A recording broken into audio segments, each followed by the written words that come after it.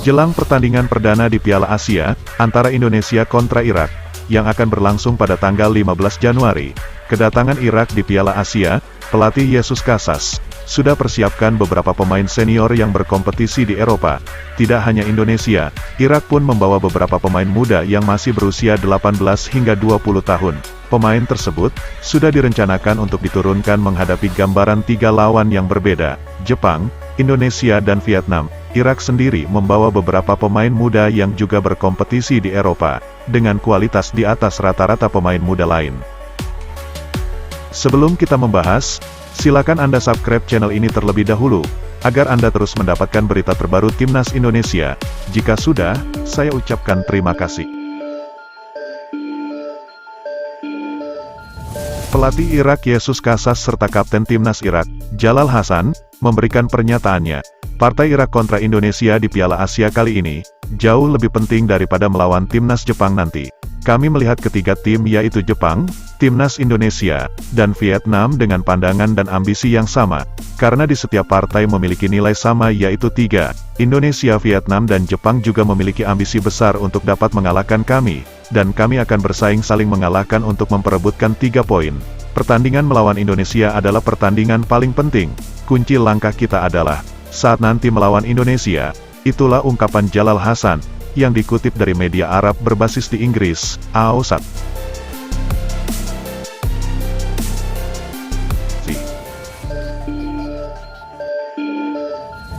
Target Sintayong di Piala Asia tahun ini adalah, Sintayong akan membawa timnas Indonesia minimal dapat menembus 16 besar.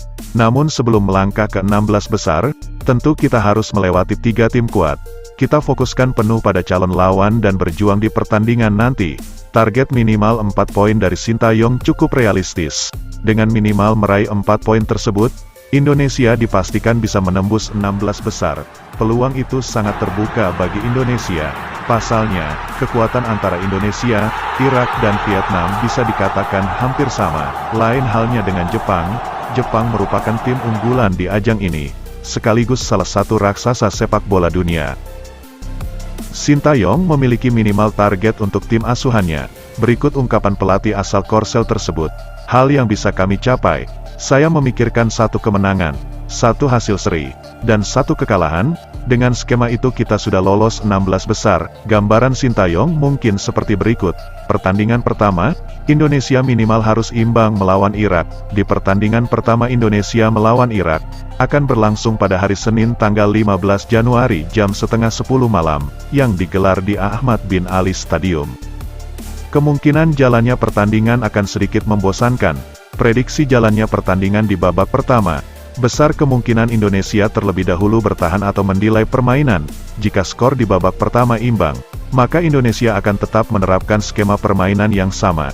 Di babak kedua, Indonesia bermain lebih terbuka tergantung skor di babak pertama. Pertandingan Indonesia kontra Irak, Sintayong menargetkan tidak boleh kalah, minimal imbang atau menang.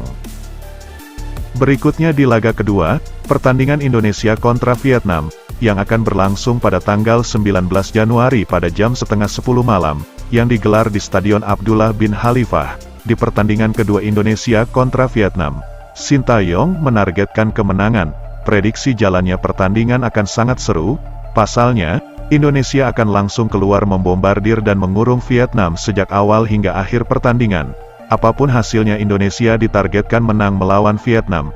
Jika Indonesia harus tertinggal terlebih dahulu, maka Indonesia akan semakin beringas untuk mengejar dan tentu demi menargetkan kemenangan telak, dengan skema permainan menyerang total.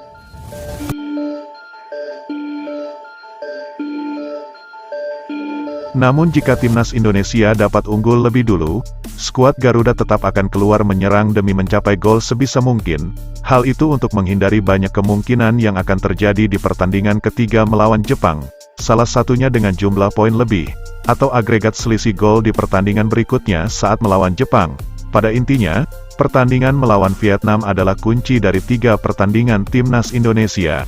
Maka skuad Garuda tidak akan melewatkan kesempatan saat berhadapan Vietnam nantinya.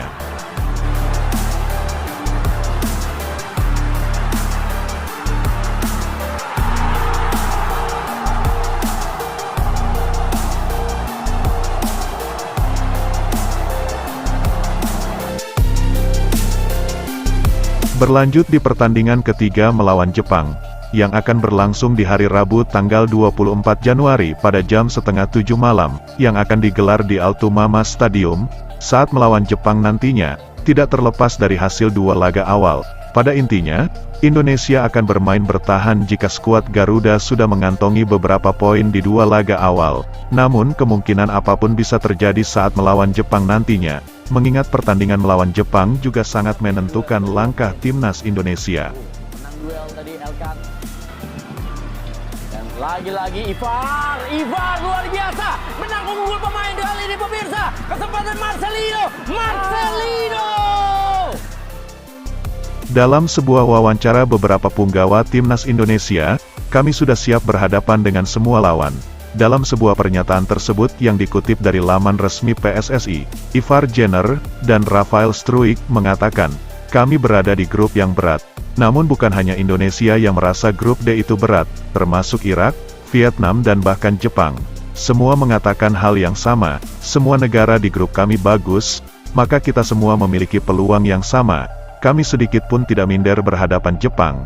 Saat kami melawan tim juara dunia Argentina, sedikit pun kami tidak minder.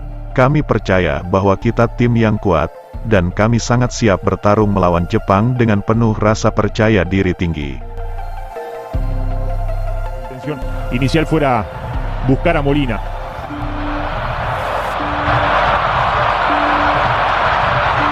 Se llevó de Carambola, pero se llevó la pelota más. Y el centro atrás, el Dibu Martínez, casi lo empate Indonesia. Pernyataan beberapa punggawa timnas Indonesia tersebut juga diaminkan oleh Sintayong, dengan penuh percaya diri menghadapi semua lawan termasuk Jepang. Saat berhadapan dengan Jepang nanti, jika kita kalah, itu hal yang realistis. Jepang adalah salah satu tim raksasa dunia. Jika kita bisa mengimbanginya, secara tidak langsung level dan kepercayaan diri kita semakin naik. Namun jika kita berhasil mengalahkan Jepang, maka itulah hasil dari perjuangan yang sesungguhnya. Apapun bisa terjadi dalam sepak bola. Bahkan tim sekelas Brazil pernah dicukur gundul oleh Jerman dengan skor 7-1. Skor tak masuk akal tersebut nyatanya bisa terjadi. Kita sudah mengantongi bekal untuk berada di ajang besar ini. Maka siapapun lawannya kita sudah memiliki bekal dan strategi yang berbeda. Dan kami siap bertarung lawan tim manapun dengan penuh percaya diri tinggi.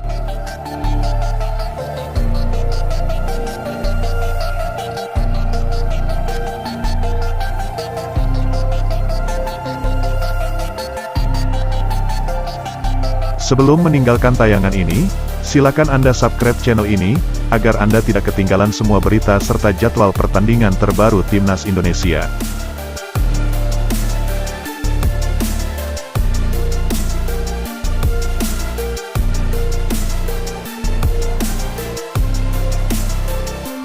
Tapi berdua main. Menang duel tadi Elkan. Lagi-lagi Ivar luar biasa, menang unggul pemain kali ini pemirsa. Kesempatan Marcelino.